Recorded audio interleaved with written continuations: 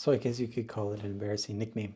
When I was in the novitiate, my first 2 years of formation, one of the names that the novice director would call me from time to time was Jeremiah, and he explained that this was because I complained a lot. And so his idea was that the prophet Jeremiah was somebody who complained a lot, and so he gave me that nickname. Not the proudest moment, perhaps for myself, but maybe he was kind of right. But then if we look at today's first reading, well, Jeremiah was kind of right too, because sometimes he was going through some really difficult things. Look at what happens. He's prophesying things that are not popular, so he gets thrown into a cistern. So a cistern was a place that was had water, so that you could have the water. You needed to store the water, but the cistern that he gets thrown into, it's dried up, but not totally. So it's just mud. So he gets thrown into the cistern, which basically means that he's just wallowing in the mud. Not the nicest situation. So I think that Jeremiah, we should cut him a little bit of slack about the complaining. And my question for you, don't we all sometimes feel a little bit like Jeremiah in our faith life? Don't we feel like we're kind of stuck? Don't we feel like, yeah, this really isn't doing it for me, right? And I think that's kind of the way that Jeremiah feels in this passage. Thankfully he gets taken out before he starves to death. So thrown into a cistern, starving to death, rescued kind of at the last minute. So sometimes we can also have that spirit of complaint within us, and we're just kind of like, blah, we don't want to do anything. Recently, I heard a story about a Protestant church in England that they were trying to figure out what was going on. They were losing a lot of the faithful. Numbers were going down. People aren't showing up for their Sunday services. And so they brought in a media company in order to figure out what was going on and what they could do to improve. And so the media company comes in and they say, okay, we know what you have to do. You have these really hard pews. Nobody wants these hard pews. You need to bring in theater-style seating, some nice, comfortable chairs. That's going to be something that improves it. Then another thing, you don't have air conditioning. It gets hot in the summer. It's England, so I don't know how hot it gets, but that was the report for the media company. So you need to bring in air conditioning. People don't want to be there sweating as they're listening to the sermon. And then finally, you need to get rid of the cross, because the cross that you have there in the church, it's not giving the right vibe. We don't want suffering. That's so passe. That's like Christianity 1.0. We're in Christianity 2.0 now. Imagine trying to take away the cross from Christianity.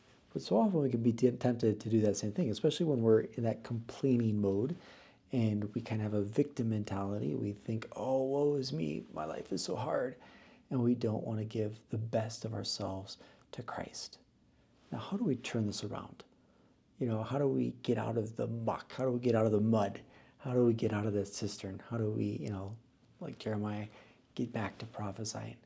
And here we see Christ in the gospel. And it's just like this tremendous contrast that we see between Jeremiah in the first reading and Jesus in the gospel. Because Jesus, what does he say? I have come to set the world on fire, and how I wish that it were already ablaze. I mean, that's some pretty serious stuff, right? He's not, playing around. He's not just giving a nice message. One of the things that kind of drives me nuts is when people are like, oh, Jesus was super nice all the time. It's all about being nice. He was gentle. He was peaceful. He was good. He was meek.